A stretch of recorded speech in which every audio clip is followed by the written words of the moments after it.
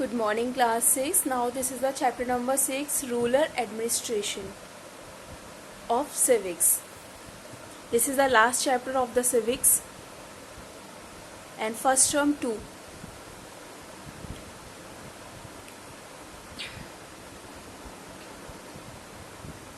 देखिए, जो social conditions होती हैं हमारे विलेज की वो काफ़ी ज़्यादा प्रेशराइजिंग होती हैं, ठीक है ना, क्योंकि लोगों को यहाँ पर इन्वॉल्व करके रखना होता है बहुत सारी चीज़ों के अंदर। यहाँ पे बहुत सारी लड़ाइयाँ हो जाती हैं कास्ट डिफरेंस के बेसिस पर, ठीक है ना। इसके अलावा भी यहाँ पे बहुत सारी वजह हैं। जो हायर अथॉरिटी होती है यहाँ पे बहुत ही ज़्यादा ज़रूरी है रहना, जिससे कि वो मेंटेन कर पाए हमारे लॉ और ऑर्डर्स को, ठीक है ना। जिससे कि कोई भी लड़ाई झगड़ा या किसी भी चीज़ की कोई भी प्रॉब्लम हो तो उसको वो सॉल्व किया जा सके बाय द अदर्स, ठीक है ना। इसके अलावा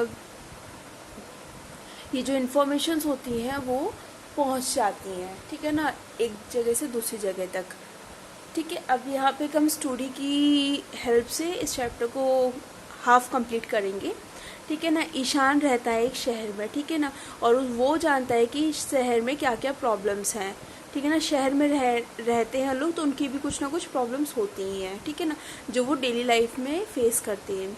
उसके अलावा गांव के लोगों की भी कुछ प्रॉब्लम्स होती हैं जो वो फेस करते हैं, ठीक है ना। उसके बाद जो राजेश उसके अंकल आए हैं ईशान के, जिनका नाम है राजेश, ठीक है ना, वो उनके घर पे रहने आए हुए हैं।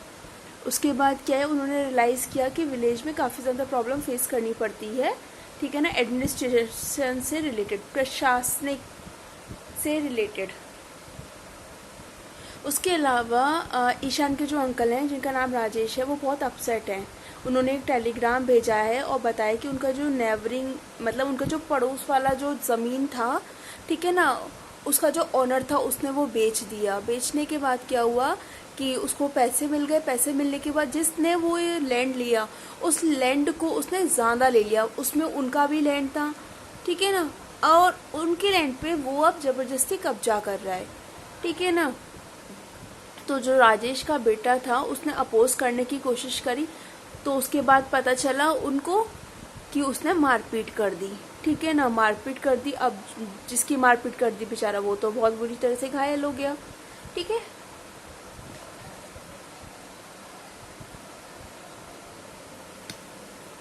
अब उसके बाद हुआ ये कि इमिडिएटली मतलब उनको गांव में वापस जाना पड़ा, ठीक है ना। उसके बाद उन्होंने अपने बेटे को समझाया और ये बोला कि इस तरीके से ऐसी प्रॉब्लम्स को सॉल्व नहीं किया जाता है, अपने हाथों से सेंड नहीं करते हैं। तो उसके बाद वो क्या गए, पुलिस स्टेशन गए। वहाँ पे उन्होंने एक कंप्लेंट फाइल की जिसे FIR बोलते हैं, जो कि उस इंसान के खिलाफ थी जिन्होंने उनका लैंड हथिया रखा था, ठीक है ना। Administration of law and orders, देखिए administration of law and orders की अगर हम बात करते हैं, जो राजेश है उसका बेटा जो है उसने पुलिस को अप्रोच किया, ठीक है ना, और वो केस दर्ज नहीं कर रहे थे कंप्लेंट का। इसकी वजह से राजेश क्या हुआ, राजेश वहाँ से अथॉरिटी पहुँचा, ठीक है ना। वहाँ पे कुछ उससे इंटरेस्ट लिया गया लेकिन उसकी प्रॉब्लम्स को सुन लिया गया, ठीक है ना। उसके बाद बोला गया कि आपके केस पे इंक्वायरी होगा और जल्दी से जल्दी आपका मैटर सॉल्व कर दिया जाएगा। उसके बाद फिर जो लॉ एंड ऑर्डर्स हैं रूरल एरिया में, वहाँ पे गवर्नमेंट के पुलिस स्टेशन वगैरह स्टैब्लिश रहते हैं, ठीक है ना। इसके अलावा जो पुलिस स्टेशन है वो काफ़ी दूर दूर होते हैं, जो कि सारा वहाँ का प्रॉब्लम सॉल्व आउट करते हैं, ठीक है। उसके अलावा उनकी कंप्लेन तो हो गई है, अब पुलिस स्टेशन में उन्होंने फिर कंप्लेन लिखवाई, ठीक है ना। उसके बाद फिर इंक्वायरी के लिए, इन्वेस्टिगेशन के लिए आगे कार्यक्रम होता है, ठीक है। उसके अलावा जो पुलिस स्टेशन है वहाँ पर डिस्ट्रिक्ट पुलिस हेडक्वार्टर भी होता है, ठीक है ना। वहाँ का जो हेड होता है वो सुपरिटेंडेंट ऑफ पुलिस होता है, ठीक है ना, जो कि एक IPS ऑफिसर होता है। उसके अलावा भी वहाँ पे पीस वगैरह रखने के लिए डिस्ट्रिक्ट में इनको अलग अलग काम दिया जाता है। जो डिप्यूटी सुपरिटेंडेंट होता है पुलिस का वो हमारा इंस्पेक्टर मतलब ये भी होते हैं, इंस्पेक्टर भी होता है, सब इंस्पेक्टर भी होते हैं, हेड कांस्टेबल भी होता है और कांस्टेबल भी होते हैं। ये सारे ही क्या करते हैं, किसी भी डिस्ट्रिक्ट में या किसी भी एरिया में लोगों की सेफ्टी करते हैं और जो भी बुरे काम होते हैं उनसे लोगों को बचाते हैं। ठीक है, इनका ये ड्यूटी होता है। अब उसके अलावा ये जो डिस्ट्रिक्ट होता है उसको 5 या 6 पार्ट्स में बांटा जाता है। ठीक है ना। अब ये जो सबसे पहले कंट्रोल में आता है वो डिप्यूटी सुपरिटेंडेंट की ऑफ पुलिस, जिसे डीएसपी बोलते हैं, उनके अंडर में आता है। उसके बाद फिर उसके नीचे 8 से 10 पुलिस स्टेशंस होते हैं, इनके अंडर होते हैं 8 से 10 पुलिस स्टेशन, जिन्हें थाना भी बोला जाता है। थाना को मैनेज करता है एक इंस्पेक्टर और हेड कांस्टेबल होता है, कांस्टेबल होता है, जो कि वहाँ पर हमेशा रहते रहे। ठीक है ना। इसके अलावा गांव में लॉ ऑर्डर को मेंटेन करने के लिए क्या किया जाता है, चौकीदार भी रखा जाता है। ठीक है। अब देखिए, इसके अलावा हमारे पुलिस स्टेशन की कुछ अथॉरिटीज़ होती है। ठीक है ना। जिसको राजेश मतलब चाहता है पुलिस वालों से निकलवाना। ठीक है ना। लैंड से रिलेटेड जो भी उसकी प्रॉब्लम है उसको सॉल्व आउट करने के लिए। उसके अलावा जो लैंड है वो सबसे ज़्यादा डिस्प्यूटेड मैटर होता है, मतलब ज़मीन जायदाद को लेके सबसे ज़्यादा झगड़े इंडिया में होते हैं। ठीक है। इसके अलावा देखिए, ये क्या लैंड, इसलिए लैंड रिकॉर्ड्स रखा जाता है जिससे कि ये जो प्रॉब्लम है उसे सॉल्व आउट किया जाए। लैंड रिकॉर्ड्स को रखने के पीछे ये भी रीज़न है कि किसी को लोन लेना है बैंक से तो उसके पास रिकॉर्ड्स होने चाहिए अपनी प्रॉपर्टी के। जो गवर्नमेंट है वो अपॉइंट करती है काफ़ी सारे ऑफिसर्स को, जिसमें से एक ऑफिसर होता है पटवारी और कनुंगो बोला भी जाता है, इसे विलेज ऑफिसर भी बोल सकते हैं, जो कि सेटल डाउन करता है मतलब लैंड के डिस्प्यूटेड मैटर को। ठीक है ना। ये रिकॉर्ड रखता है प्रॉपर्टी का, लैंड की प्रॉपर्टी का। ठीक है ना, कि जिसे हम लेखपाल भी बोलते हैं। इसके अलावा जो राजेश और राजेश का बेटा पटवारी के पास, पटवारी के ऑफिस पहुंचते हैं। ठीक है ना। बेटा पूछता है कि पापा जी हम यहाँ क्यों आए। उन्होंने बोला कि यहाँ पे हम अपना लैंड रिकॉर्ड चेक करने आए हैं, जस्टिफाई करने आते हैं कि हमारा लैंड उस पर किस किस ने हथियार रखा है और कैसे कैसे, ये सब चीज़ें हम यहाँ से क्लैरिफाइड कर लेंगे। उसके दिमाग में कन्फ्यूज़न होना था, लेकिन उसके पापा ने फिर क्लियर करा कि जो पटवारी साहब होते हैं वो क्या क्या करते हैं। उसके बेटे ने क्वेश्चन किया, फिर उन्होंने बोला तुम कूल डाउन हो जाओ। पटवारी जो होता है वो मेंटेन करके रखता है लैंड रिकॉर्ड्स को। ठीक है ना। उसके अलावा उसकी बहुत सारी ड्यूटीज़ होती हैं। ठीक है ना। वो रिकॉर्ड्स रखता है किसके, क्रॉप्स के रिकॉर्ड रखता है कि पूरी साल भर में कौन सा क्रॉप हुआ, कौन सा क्रॉप नहीं हुआ, ये खेत किसका है। ठीक है ना। खेत के सारे डॉक्यूमेंट्स रखे जाते हैं।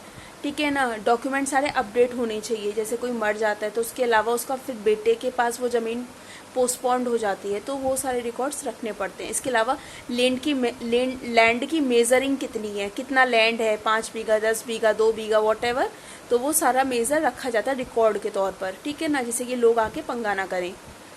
ठीक है ना। उसके अलावा ये सारी जो चीज़ें होती हैं ये गवर्नमेंट के पास रहती हैं कि किसके लैंड में कौन सा क्रॉप होता है, क्या वहाँ करा जाता है। हार्वेस्ट इंस्पेक्शंस भी करवाए जाते हैं। ठीक है ना। जो पटवारी होता है वो कॉन्सेशंस के लिए जाते हैं, डिक्लेयर करते हैं गवर्नमेंट को ये लैंड इस फार्मर का है और इसने ये करता है इस लैंड में। ठीक है ना।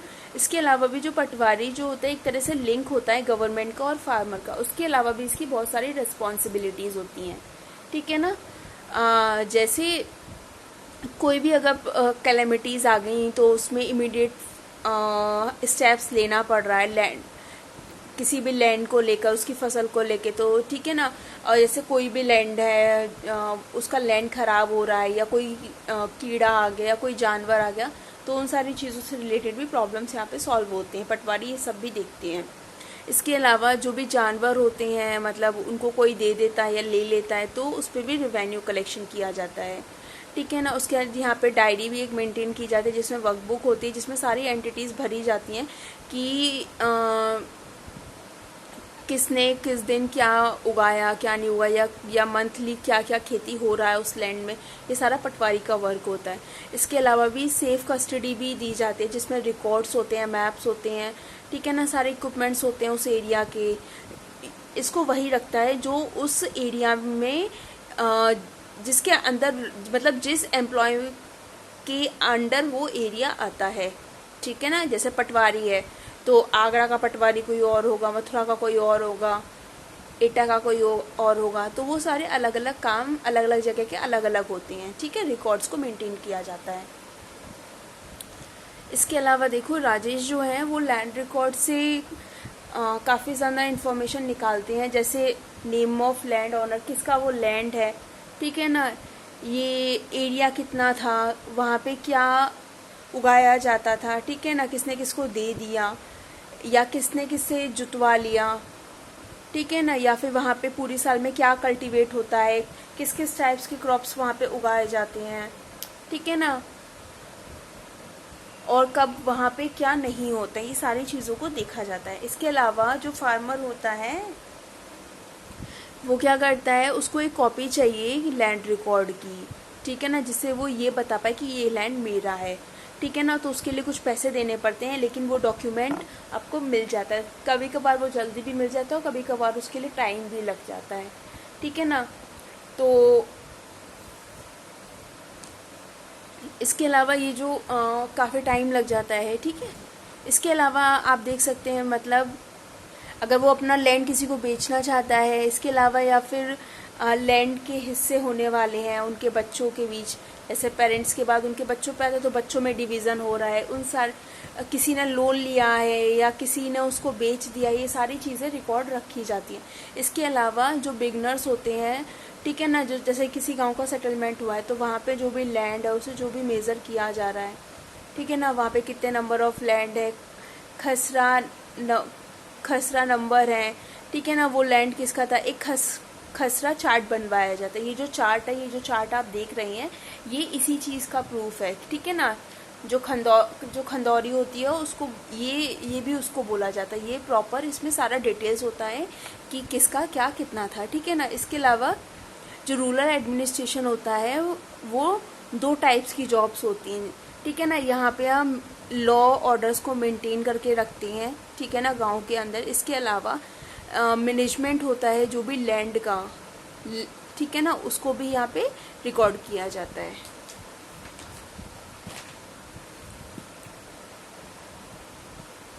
अब देखिए, जो पटवारी होते हैं वो क्या करते हैं, मैप्स भी रखते हैं, लैंड के मैप्स भी रखते हैं, जिससे क्या होता है कि लोगों के अंदर डिस्प्यूट नहीं होगा। अगर हमारे पास प्रॉपर मैप होगा तो हम बता सकते हैं कि ये लैंड हमारा है, ठीक है ना, हम उसे शो कर सकते हैं, ठीक है।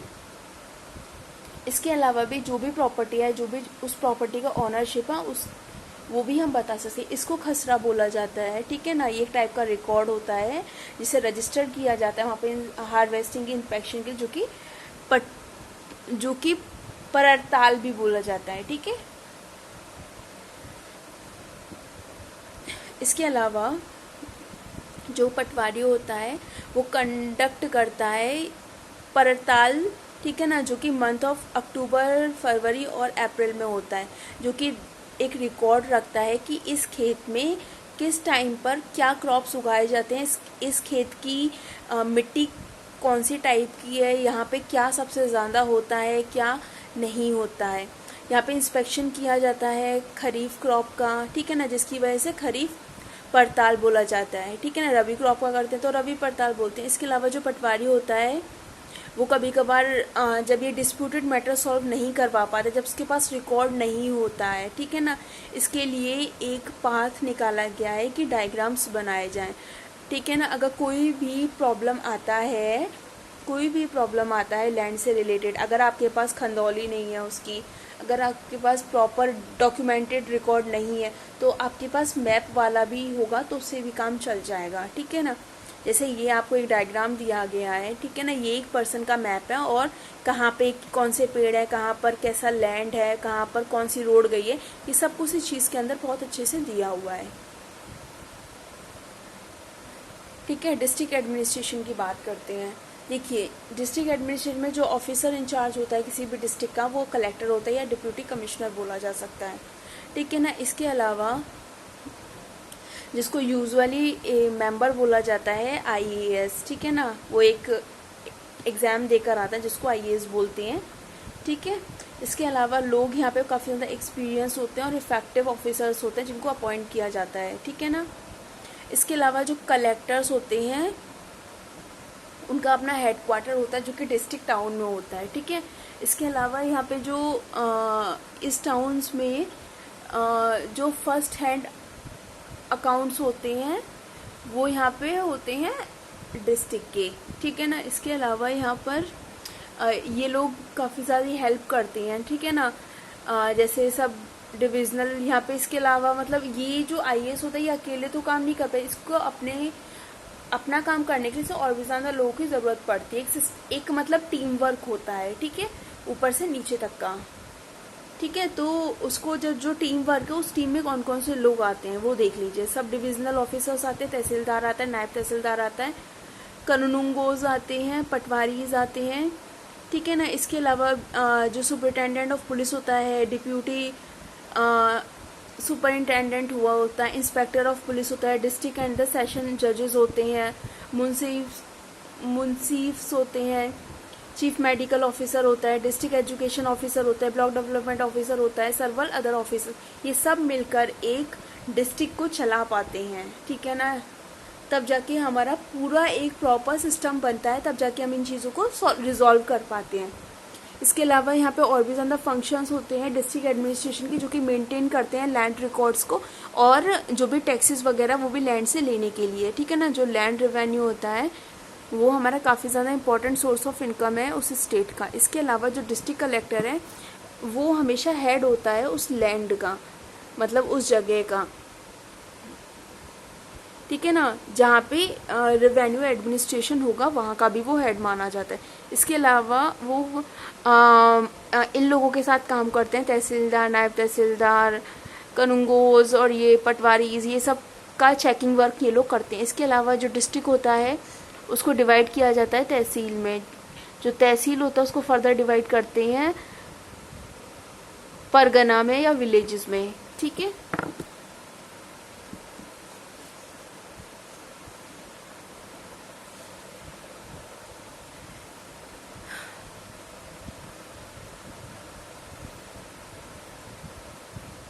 इसके अलावा देखो जो तहसीलदार होते हैं उनका भी क्लासिफिकेशन होता है, ठीक है ना। वो क्या करते हैं, वो उनका जॉब का क्लासिफिकेशन कैसा है, देखो एग्रीकल्चर लैंड है उसको देखते हैं, उसका मेज़र लेते हैं, उसमें क्या क्या होता है और क्या क्या मिट्टी है, या क्या क्या वो जो भी इम्पोर्टेंट चीज़ें वो सारी चीज़ें ये लोग देखते हैं। जो नायब तहसीलदार होता है और कंगोज होते हैं वो, और जो तहसीलदार होता है वो भी इन सारी चीज़ों में इन्वॉल्व होते हैं। जो पटवारी होता है वो मेनली जो वर्क करता है वो मेंटेनेंस ऑफ लैंड रिकॉर्ड करता है, जो कि विलेज लेवल पर होते हैं। ये जो डायग्राम है जिसमें आप एक सीक्वेंस देख रहे हैं, तो इसी सीक्वेंस में ही वर्क होता है किसी भी गांव में या किसी भी डिस्ट्रिक्ट में या किसी भी मतलब किसी भी टाउन में, ठीक है। ये पूरा सीक्वेंस होता है, नीचे से ले लो तो भी, ऊपर से ले लो तो भी, ठीक है। ये आप पढ़ लेना खुद से।